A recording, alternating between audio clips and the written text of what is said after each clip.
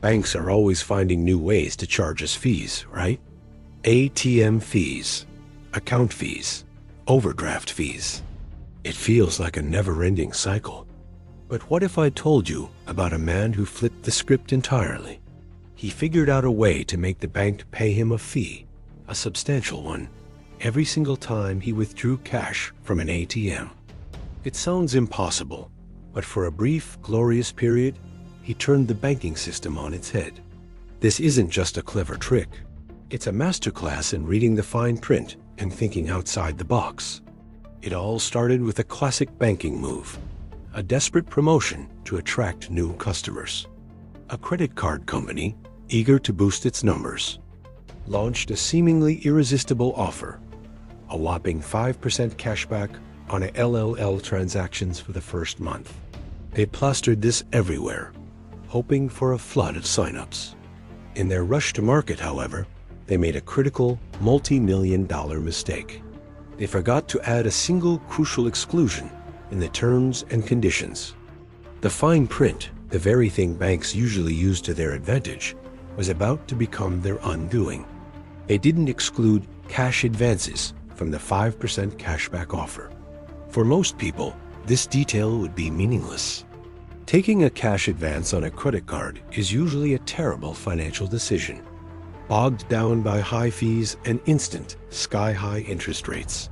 But one man, let's call him Alex, wasn't most people. He read the terms and saw not a clause, but a golden ticket. Alex wasn't a hacker or a criminal. He was just incredibly observant. He saw the loophole, applied for the card, and got approved instantly. With the shiny new plastic in his hand, he didn't go on a shopping spree. He walked straight to an ATM. His plan was simple but brilliant. He inserted the new credit card and requested the maximum cash withdrawal. This is where the magic happened.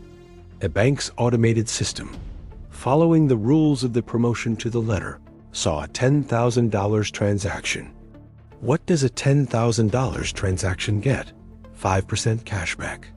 Instantly, Alex's rewards account was credited with $500. Let's do the math on that first transaction. He withdrew $10,000 in cash.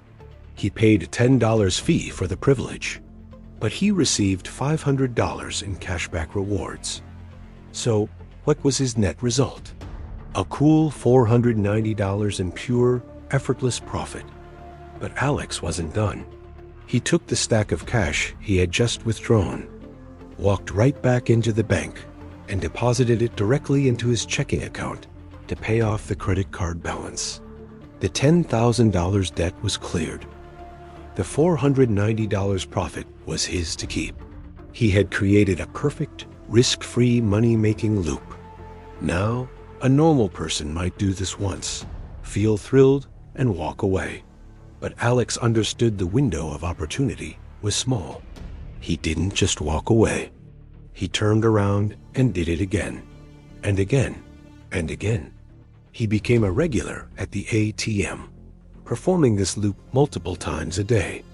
Each cycle netted him another $490. He was, in effect, printing money legally, using the bank's own system against itself. Imagine the scene. A guy repeatedly taking out thousands in cash from an ATM, only to immediately walk back into the branch to deposit it. It must have looked strange, but for a while, nobody caught on. The transactions were technically legitimate. The cashback was being awarded according to the advertised terms. How long could this last? As you can imagine, not forever. Banks, for all their faults, have departments full of people who monitor for unusual activity and financial discrepancies. It probably took a few days, maybe a week. But eventually, someone in the analytics department must have seen the reports and had their coffee come out their nose. They would have seen one single account generating an astronomical amount of cashback rewards, all linked to maxed out cash advances that were being paid off almost immediately. The alarm bells would have been deafening. They were hemorrhaging money. The flaw in their promotion was being exploited on an industrial scale by one very clever customer. The bank scrambled. They had to shut it down and fast. The first step was to immediately close the loophole. They likely sent out an urgent update to their terms and conditions, specifically excluding cash advances from the cashback promotion. Then they had to deal with Alex. They blocked his card and likely closed his account. The official reason would have been something vague, like violation of terms of service or unusual account activity. The party was over. The bank learned a very expensive lesson about the importance of proofreading their promotional fine print. In the end, Alex got to keep the profits he had already made. He hadn't broken any laws. He had simply played the game by the rules the bank themselves had written. He proved that sometimes the biggest opportunities are hidden in plain sight, just waiting for someone sharp enough to spot them. This story is a legendary tale in the world of finance and credit card hacking. It's a perfect example of asymmetric warfare, one clever individual against a giant financial institution. He didn't need complex code or a team of conspirators. All he needed was a keen eye for detail and the audacity to exploit a mistake. It serves as a hilarious and inspiring reminder to always read the fine print, because you never know when you might find a loophole that lets you turn the tables and make the bank pay you for a change. It makes you wonder how many other little mistakes are out there, just waiting to be discovered. Thanks so much for watching this deep dive into one of the cleverest financial plays of all time.